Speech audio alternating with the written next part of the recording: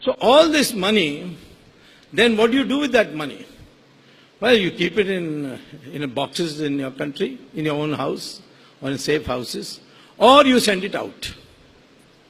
So you send it out how? Hawala people. Where do the Hawala people take the money? They don't take any money. You give them a container of rupees, they leave it here. But they will travel to Dubai. There they will phone up their agent in Switzerland and saying, I have got X crores of rupees with me now at the exchange rate of 70 rupees to a dollar. Please deposit in this Swiss bank account or Cayman Island account or Virgin Island account in this numbered account. So he gives the name of the number of the account.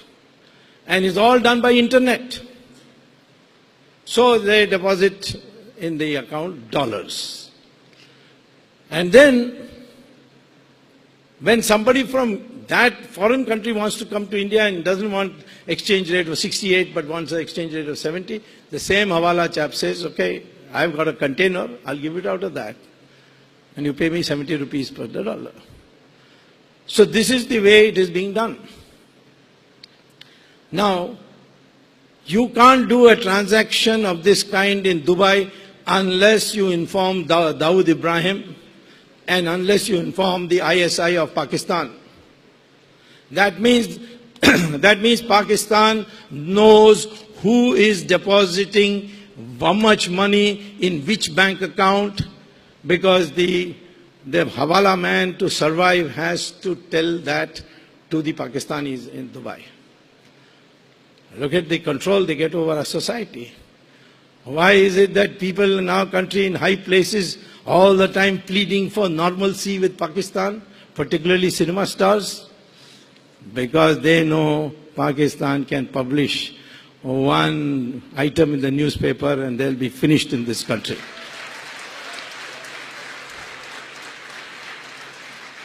Now, if you put money in Switzerland banks, they don't give you interest. They may charge you 2% service charge. So you have to pay them to keep the money. And then what does Switzerland do?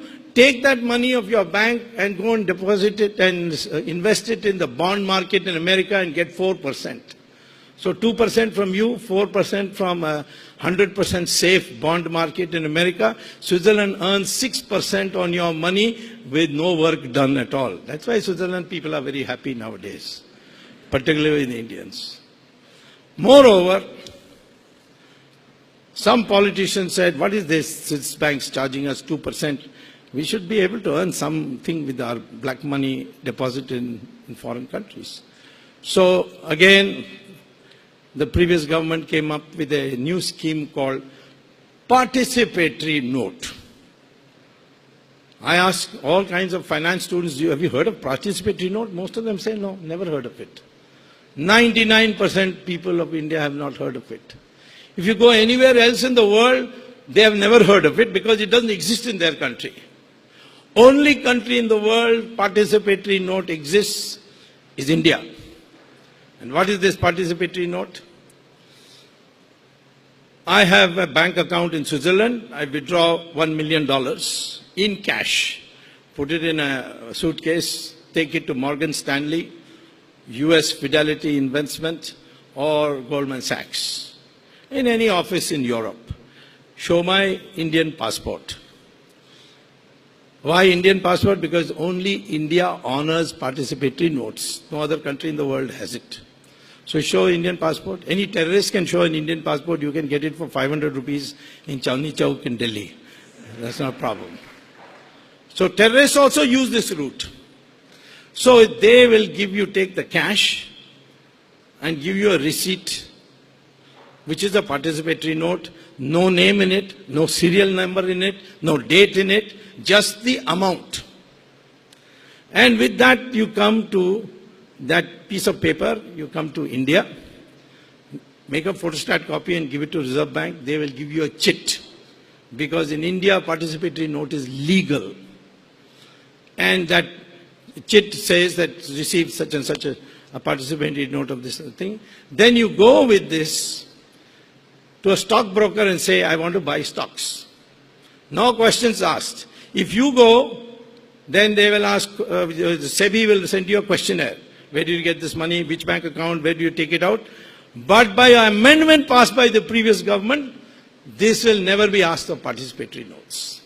So the participatory note is used to buy stocks. The stocks go up because your demand for that stock has gone up. And at a peak you sell it and he'll give you rupees. You take those rupees and pay 30% capital gains tax, and the Reserve Bank will give you dollars. Now it is white dollars, not black dollars, and you go back. This has been going on. The largest contribution to our foreign investment today is participatory note. And the second largest is investment by Mauritius. America is 5th in the rank today. Ask the Reserve Bank for foreign investment data. Find America is 5th. First is participatory note. Second is Mauritius. Why Mauritius? Because against the previous government thought up a new brilliant idea. And the new brilliant idea was this, that why should we pay 30% capital gains tax? So if Mauritius Mauritius companies invest in India, in the stock market, then poor Mauritius, they're all overseas Indians, they were originally Bihari laborers whom the British took. So no capital gains tax on Mauritius companies. So what you do is you come after getting the participatory note, put $1 in Mauritius, they'll register a company for you. And on that basis of that company, you invest and you make your profit and don't pay any capital gains tax because you have invested through the Mauritius company. That is why when the 2G, I was prosecuting it in the Supreme Court, I found all the beneficiaries, all of them, all those who got the licenses, have address in Mauritius. Then I said, my God, why? Then I found they were on the same street. Their offices on the same street. They were in the same building. They were on the same floor. In fact, they had the same room number, all of them. So I had somebody visit that room number, and he says there's a lock and key and there's no furniture inside. So it is a sham, the use of Mauritius. And this is how our foreign, people cry about foreign investment. Our foreign investment has risen. Please see the breakdown. Is it more participatory notes? Is it more Mauritius? And now Singapore is also joining that. So this is how the Indian economy has been distorted. The black money has taken over your economy.